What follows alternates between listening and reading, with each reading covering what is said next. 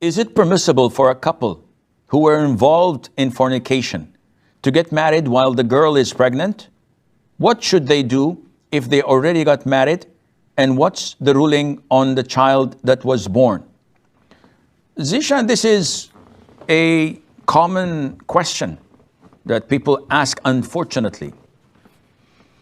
Marriage must not be conducted unless both parties have repented from fornication and the uterus of the woman is clear from any pregnancy. This is why when two couple who had involved in fornication want to get married, we tell them, go, repent to Allah Azza wa Jal, and make sure that the woman gets 1 monthly cycle to ensure that she's not pregnant.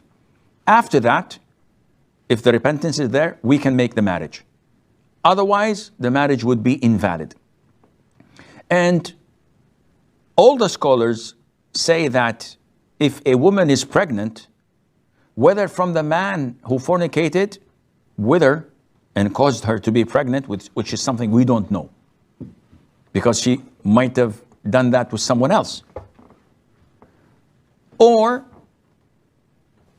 if she is pregnant, such a marriage contract would be invalid. Now, if we have a situation where a boyfriend, girlfriend had sex, she got pregnant, he went, proposed, and got married to her while she was pregnant. And now they come to us wanting to rectify the issue. We tell them that the previous period, since the marriage contract till date, you were living in zina because the marriage is invalid. What to do, Sheikh? Well, you have to renew the contract after repenting and asking Allah for forgiveness. So we did this 10 years ago, Sheikh, and we've repented, and now we're practicing Muslims. Alhamdulillah, may Allah forgive your sins. Go and renew the contract. How? Go to her father and tell him to renew the contract again without exposing yourself. Just use any other excuse. So he says, okay, I give you my daughter in marriage. You say, I accept. And this is in the presence of two male witnesses, Muslim male witnesses. Khalas, the marriage is done. What about the children that were born, especially the child that she was pregnant with? This is an issue of dispute. The majority of scholars say that this child is born out of wedlock and he should not be attributed to, quote unquote, the biological father.